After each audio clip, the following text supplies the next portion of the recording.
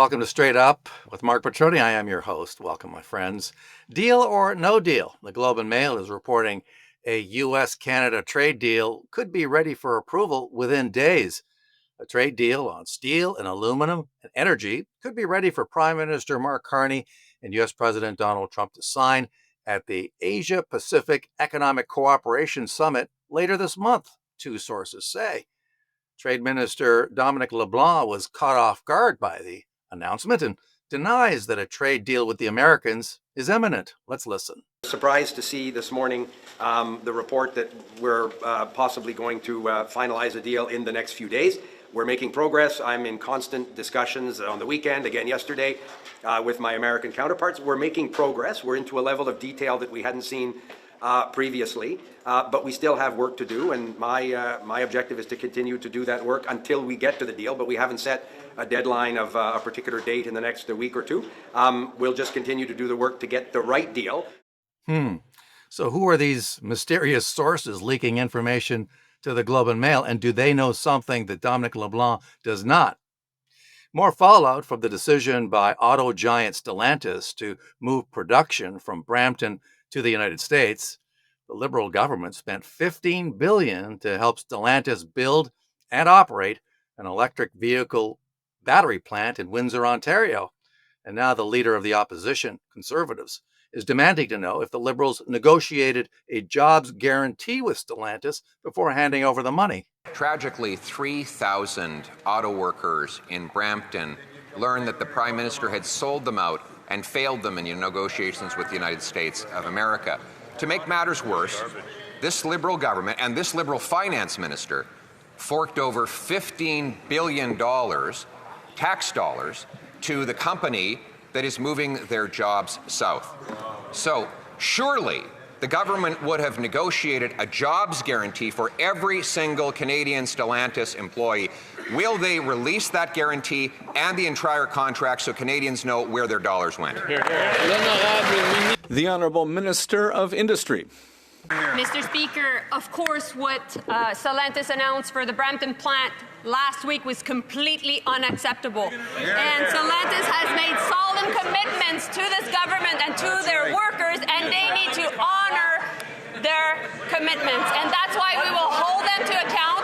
While my colleagues are just right now talking, we already know that in committee we said that we would agree to the production of documents. Thank you. Anyway, Katherine Swift, who's always terrific, will be joining us just in a few minutes' time to weigh in on that story. Well, the days of wide public support for immigration in Canada are gone. According to Environics, 56% of Canadians now say immigration is too high. The reasons really should be no surprise. Some point to the influx of millions of people, newcomers into Canada, for being responsible for everything from the housing crisis to unemployment, to crime, and even inflation. Speaking of which, if you've noticed prices nudging higher at the grocery stores, it's not your imagination. Canada's inflation rate jumped to 2.4% in September, driven by food and gas. This post by Pierre Poilievre. Inflation jumps again, with all four measures above the Bank of Canada's target. Food prices are rising at twice their benchmark. The cost of Carney's inflationary deficits is higher prices for heating, eating, and housing.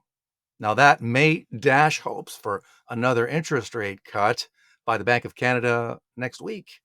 But with the economy as weak as it is in Canada, the bank may feel it has no choice but to cut rates anyway to deal with the possibility of, a further slowdown in the economy. The problem? Well, higher inflation may very well be in the offing. We'll just have to see. And Katherine Swift is president of the Coalition of Concerned Manufacturers and Businesses of Canada, which has a new billboard campaign. The billboard reads, Ottawa is more detrimental to Canadians than Washington, D.C. Katherine, welcome to the show. Thank you, Mark. Happy to be here. Let's talk a little bit about your billboard campaign. First of all, what do you mean by that exactly? Boy, well, the bottom line is we're tired of seeing everything blamed on people outside of Canada.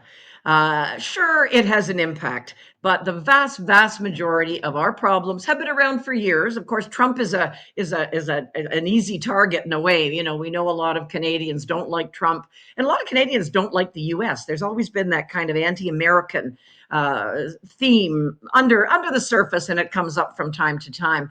And now is certainly one of those times. So we just want to emphasize the vast majority of our serious economic issues were around long before Trump was a factor at all. We've been suffering. We've been going downhill for a decade now, a liberal decade, and not a mistake. And you know, a lot of people say, well, you know, we've had some shocks from the global economy. Yeah, we have. So has everybody else. And yet we're doing much more poorly than other countries, and notably the US, who we always compare ourselves to for obvious reasons.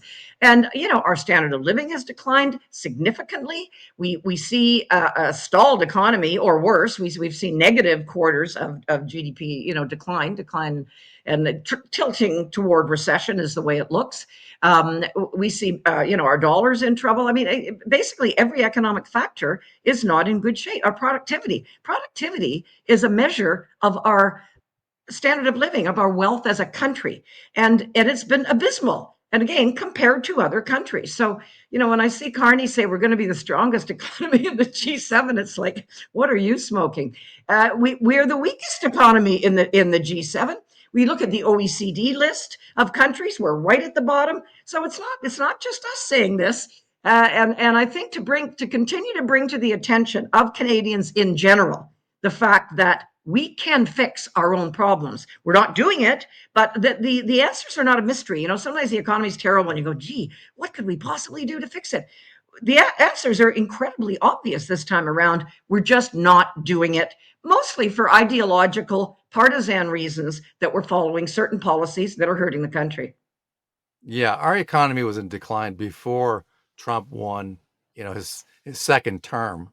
And it's just too easy, really, for the liberals and their friends in the legacy media to point fingers and say, well, whatever problems we got in this country, it's the orange man's fault, you Yeah, know, it's and that's what tempting. they've been doing, Yeah, absolutely. It's right? tempting. But, you know, it's not just the feds, to be fair. It is the feds in many respects, but it's also some provinces. I mean, I live in Ontario, and I look here in Ontario, and Doug Ford seems to throw a crazy hissy fit when anything happens. That Crown Royal pouring out business was just, I thought, as he likes to say, somebody's, you know, cheese has slipped off the cracker. I think his cheese is slipping off the cracker because he's just, you know, doing some wacky things that had no, and then with the Crown Royal thing, it was a Canadian product, for goodness sakes. What he should be asking himself, and we heard GM today, just this morning, downsizing a plant. Stellantis recently. I mean, there's a whole long list of businesses that are leaving Ontario.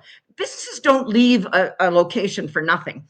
It's a pain in the butt to move your business. You got to get a new facility. You got to hire new people. You got to, you know, deal with current employees. You have all kinds of problems. They only do it when the situation has become untenable for them. And the thing that gets me about businesses leaving, you don't even hear about the majority of them. We hear about a Stellantis, we hear about a GM because they're big, you know, hundreds, often thousands of employees affected.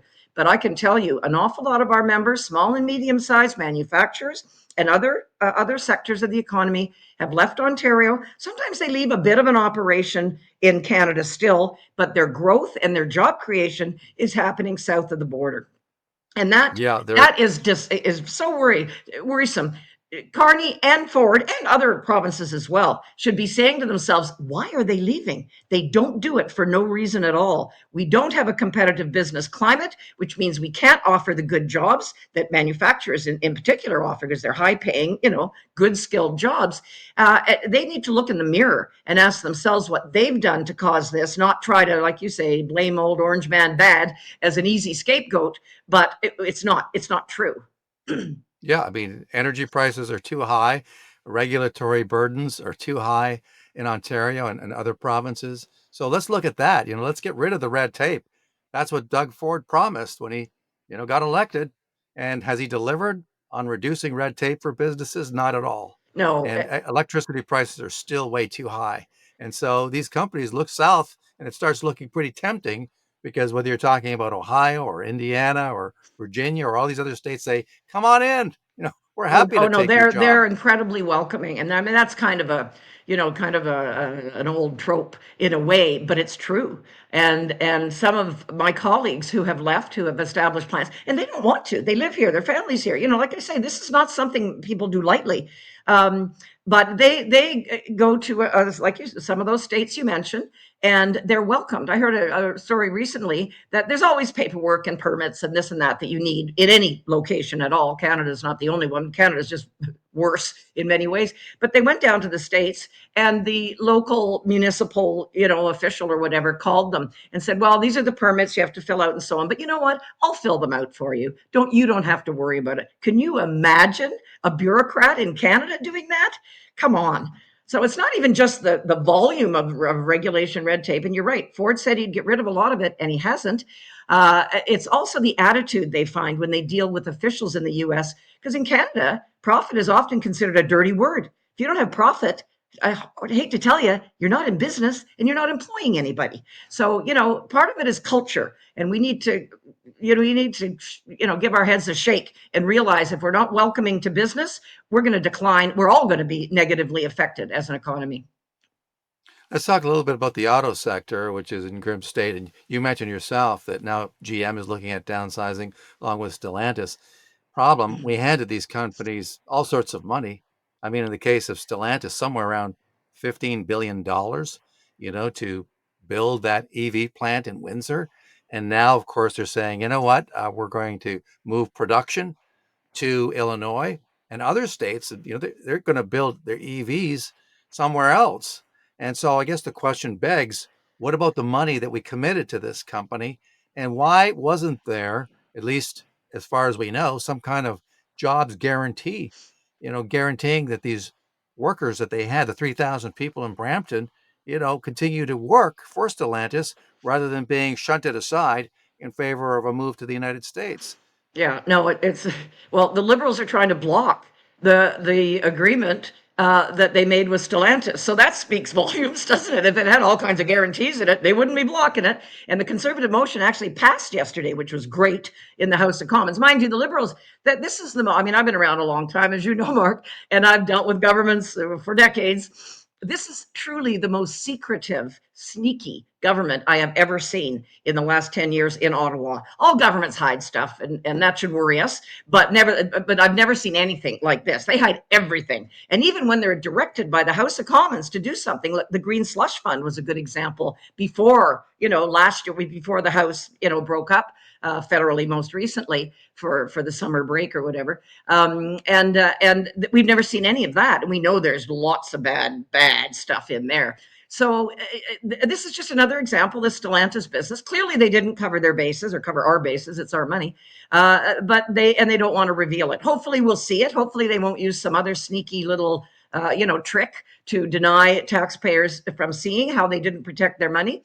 But the auto sector in general, whenever you see a sector of the economy that constantly has to be subsidized, we have subsidized that sector forever, ever since it existed. Every few years, a few more billion gets tossed in. And of course, the kinds of subsidies we're talking about with the Stellantis to supposedly attract certain industry here. So there's something very wrong. I mean, it's one thing to bail out a company and then, okay, it's on, it's on an even keel now, and it might be worth doing once. But when it has to be done every few years, something very wrong with that industry. In light of everything that's happened, you would think that Canada would be embracing the resource sector, because we could always, that's who's paying the groceries potentially. And yet, instead of jumping with both feet, building out our infrastructure, building Northern Gateway or whatever they want to call it out to the Pacific, easing up on these restrictions like the tanker ban, there's no sign that the government is going in that direction at all. And you can make the case now that given everything that's happened with Trump, the tariff issue, our slowing economy, this would be the time really to launch these major projects. And yet the government is still digging in its heels, Catherine. Yeah, well, I referred earlier to the ideologically driven policies. That's the biggest one right there. The fact that we have all this wealth that other countries want, good grief. Remember Trudeau said there's no business case? Give me a break. Ridiculous. But Carney, as we know, anybody that's read his book should know, it's very socialist. It's very anti fossil fuels in general. And even mining. Even it's not even just fossil fuels; it's also mining. It's these great big projects that could bring us such wealth to everyone, to every Canadian. And I always find it ironic when people say in Ontario, the province I live in, the federal government just did something bad to Alberta. What a shame for Alberta. Well, people, do you realize how much of Ontario and other provinces depends on the oil and gas sector? We have manufacturers that build pipes for pipelines. We have people that build all kinds of machinery for that industry. I mean, what benefits that industry benefits the entirety of Canada in a big way, with good jobs, well-paying jobs. And the fact that we're ignoring this is when I say if the answers to our problems were a mystery, that would be one thing, but they're not. The single most important thing any federal government could do right now to give the economy a real boost is open up our fossil fuel sector and extend that to mining as well. We hear talk about it all the time, but the action is missing. Yeah, absolutely. And there's no seem, every time you think that it's the one thing that could help bail us out, as we look at our budget coming down in a couple of weeks' time, November 4th, we're expecting to see a deficit that could be running 70 billion. Some people say it'll be 100 billion. How are we going to pay all this stuff? Well, So yes. it's all about spending, spending, spending at the federal level, including hiring plenty of public servants, more than we've ever had before, Well, that's what more than gets we need. me. Yeah, that's what gets me, Mark.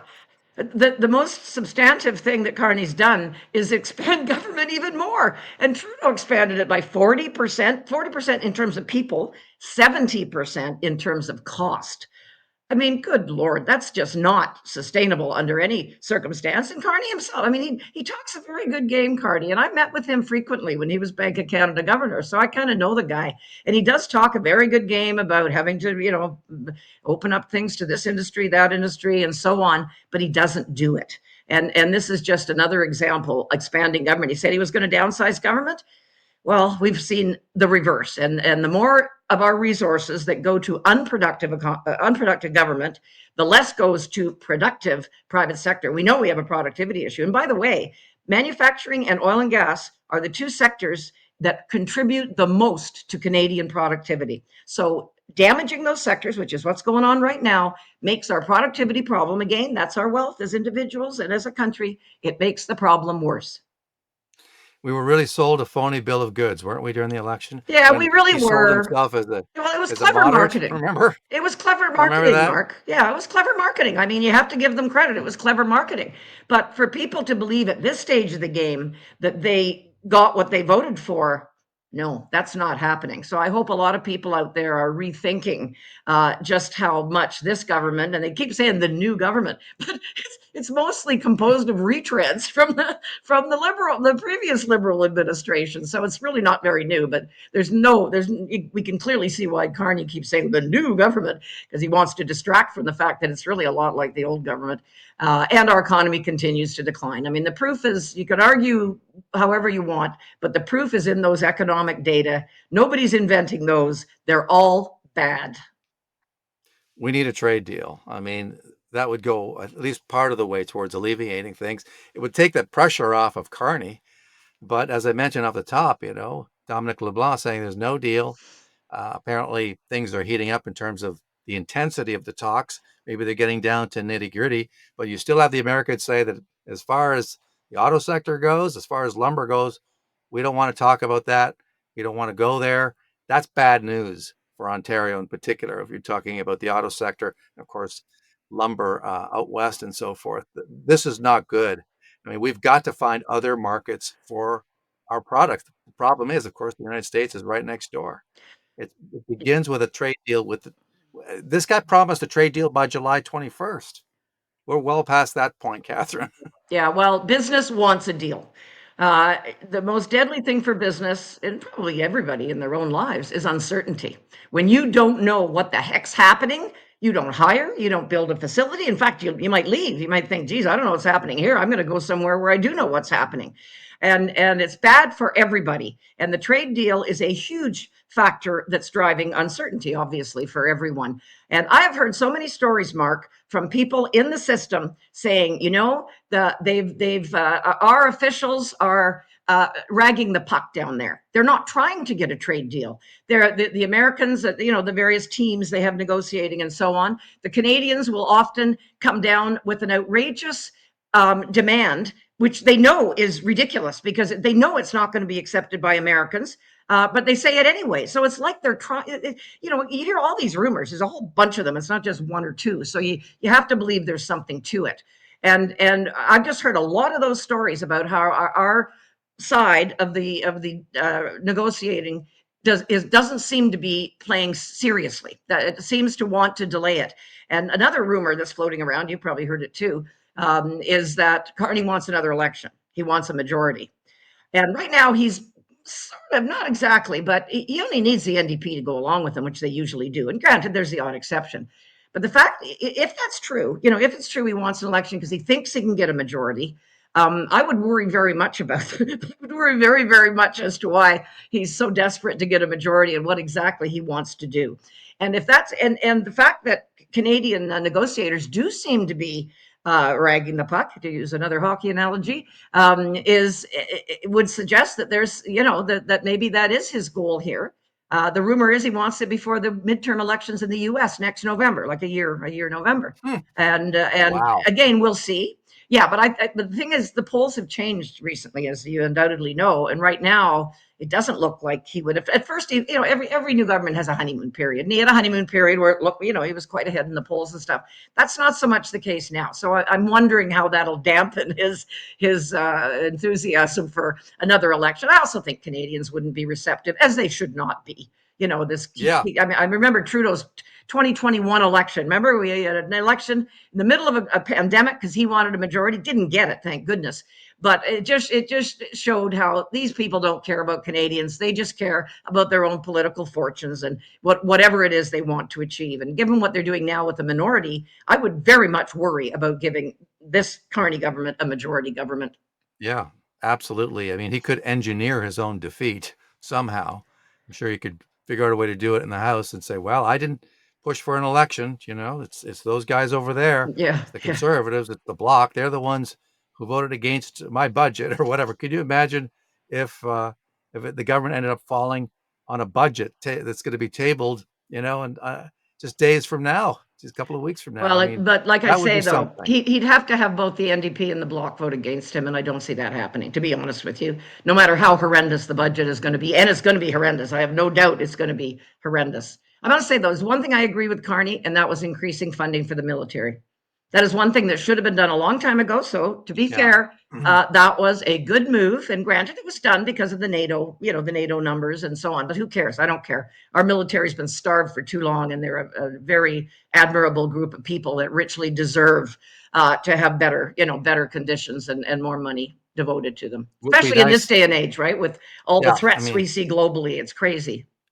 Fair enough. No, it's time that we start pulling our weight. I agree. It would be nice if we had the money to pay for it all. Well, especially when it starts talking about 5% of GDP. Oh, listen. Just this morning, I see that China was given a bunch of, this is out of BC, that China was given a whole whack of money, for some climate thing. And I'm thinking, if every government in this country got rid of all the nutty things they do, a few million here, a few million there, a few billion here, often, and so on, we could balance that budget in no time at all. We give tons of money to environmental groups. Why? They're fully dependent on government. If they were worthwhile, they could raise their own money. I mean, any group I've headed up over the years has always raised its own money, never accepted a cent from government. Because if you're worthwhile, you shouldn't need that. I'm sorry. And if we got rid of all of those subsidies of third-party groups and other countries and so on, it would be massive.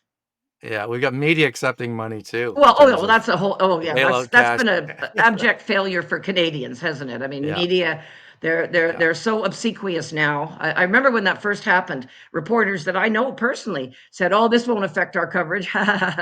Look at it now. Yeah. It's like we're in the Soviet Union or something with the legacy media. Feels like and thank goodness for independent media like you and Juno and all the other ones out there, because we're getting at least some of the truth.